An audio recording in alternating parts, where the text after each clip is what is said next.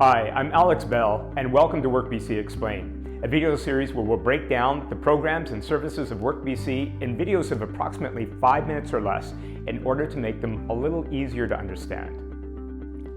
Today I'd like to talk about the WorkBC wage subsidy and how, if you are unemployed and finding it difficult to get a job, how a WorkBC wage subsidy could help you in both your job search and help you land that job that you're looking for.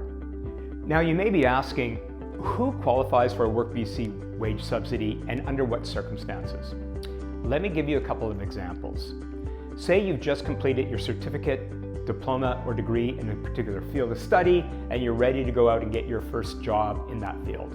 You're looking at the job postings and you see that you have the education that the employers are looking for. However, a lot of those job postings are saying must have 2 or more years experience. And you're asking yourself, well, how do I get 2 or more years experience if nobody will hire me to get the experience I need to get hired? This is where the wage subsidy comes in. It recognizes that employers, to hire new employees that don't have the experience, they may incur additional costs in terms of time or training. The wage subsidy is there to compensate employers for those additional costs.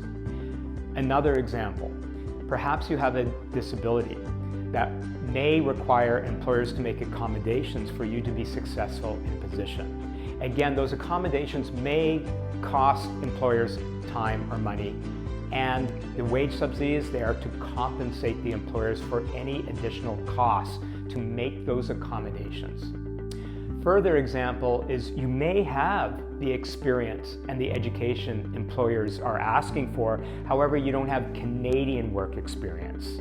This is a real circumstance that a lot of newcomers to Canada find themselves in, and again they're asking themselves, well, how do I get Canadian work experience if nobody will hire me to get the Canadian work experience necessary to be hired? The wage subsidy is there to cover any additional costs an employer may incur to bring you up to speed.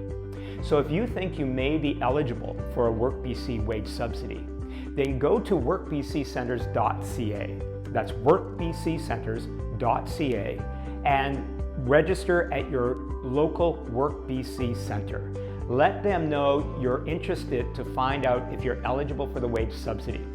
If you are, this is where in your job search you're now able to go out and tell employers that you are an eligible candidate for a wage subsidy. You can tell that in their interviews, when you're talking with them, in your job applications, in your cover letter.